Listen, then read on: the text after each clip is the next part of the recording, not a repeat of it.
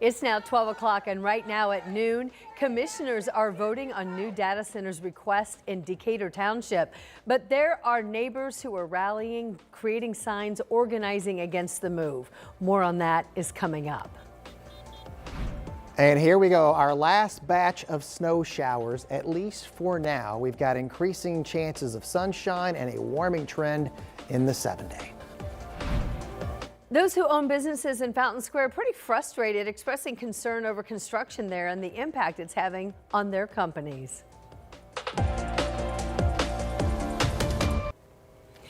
It is now 12 o'clock. Thanks for joining us this Wednesday noon. I'm Anne-Marie Tiernan, along with meteorologist Sean Ash. And today we are monitoring these departing snow showers, and we're getting excited about the prospects of brighter skies ahead. It's on the way, yeah. And look, the dry air kind of ate up a lot of the moisture. We didn't have a coating of snow for most. We just have a little bit of flakes left on radar. I think for the central and western part of the state here, it's going to be a much brighter finish to today. So good. Hang tight. We deserve it. What we've had to go through the last couple, but the last gasp showing up here from Bloomington, Columbus, and these are just flurries, little snow showers. We had a couple of bursts here about an hour ago. Brazil had a little coating of snow on the ground.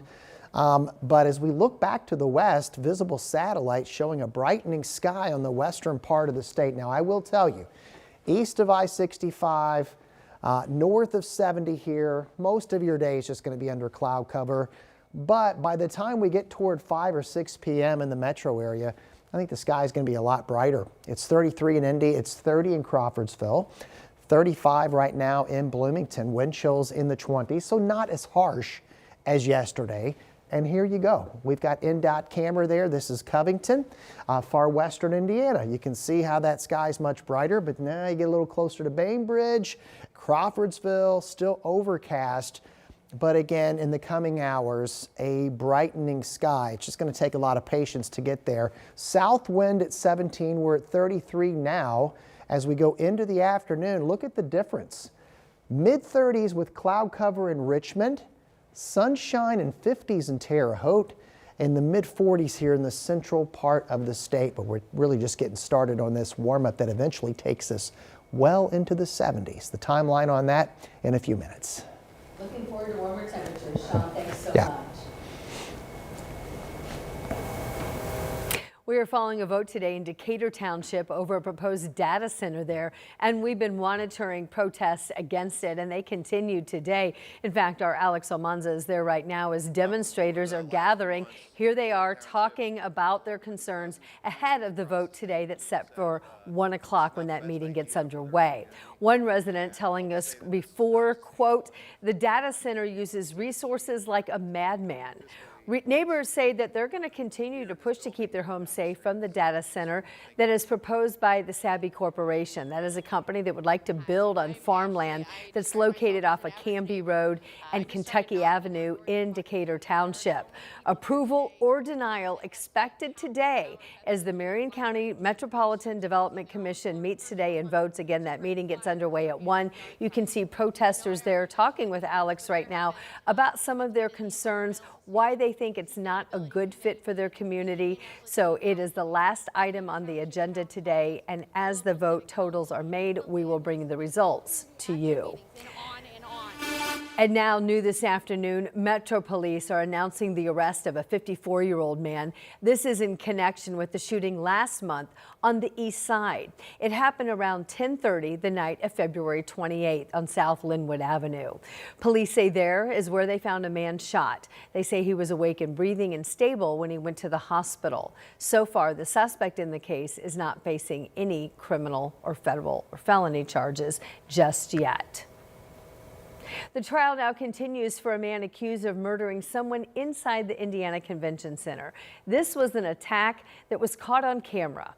34-year-old Brian Fulton is accused of stabbing and strangling 58-year-old Al Grosnell in September of 2024. Now, Fulton was a former stagehand at the convention center. Investigators say security footage there shows Fulton following Grosnell. The attack happened then just seconds later. Fulton's attorneys say that Fulton plans to testify during this trial in his own defense. 13 Investigates has been working for 2 years, exposing dangerous fires, both injuring and killing inmates at the state's oldest prison. 13 News now confirms it's happened again. According to the prison, the latest fire started in a cell around 9:30 Sunday night. It occurred at D Cell House, that's at Indiana State Prison located in Michigan City. 13 News has learned that a 43-year-old inmate went to the hospital in critical condition with serious burns. The prison staff says staff and inmate firefighters work together responding to put out the fire. The DOC says no cause has been determined just yet for that fire. It does come just 9 days after 13 Investigates released a documentary. It's called Burned Alive.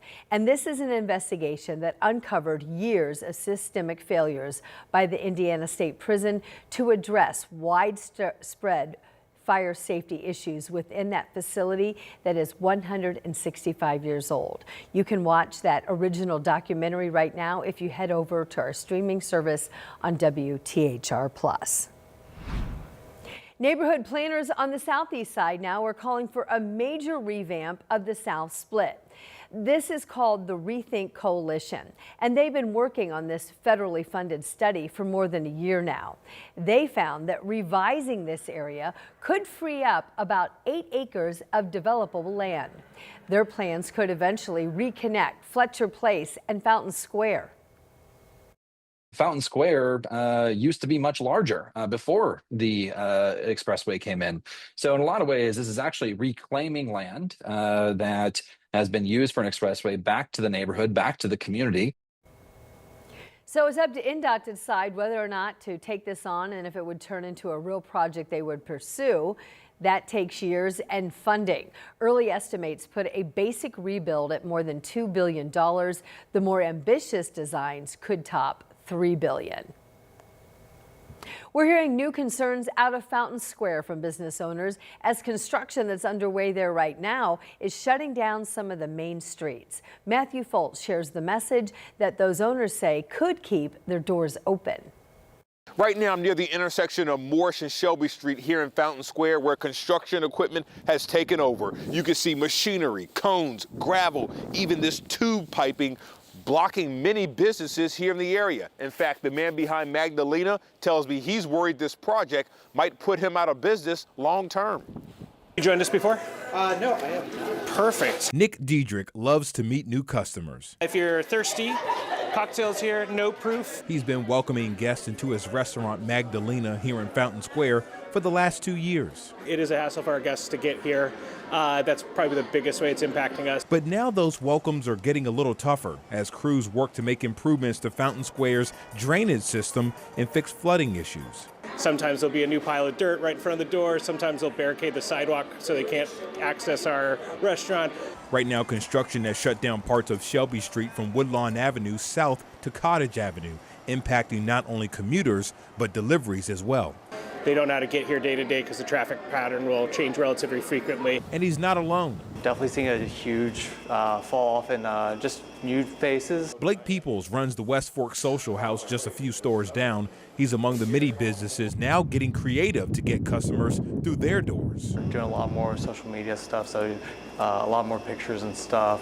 Like I said, we're trying to program a lot more events and just make sure that there's reasons to come out to Fountain Square. Every week it's a little bit more dire, so there'll probably be some more concerted pleas coming from us. While there's a long way to go before construction is complete, Diedrich just hopes he can keep his doors open to see it through. I'm definitely worried. I mean, it will be great if we can make it to the end of this because the renderings I've seen look really good. It would be great to make this area a lot more walkable, for all of the business down here.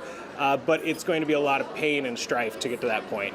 And Indy DPW tells me they anticipate construction being completed by the end of this year. They're also urging residents to sign up for construction updates. We'll have a link at our website at WTHR.com.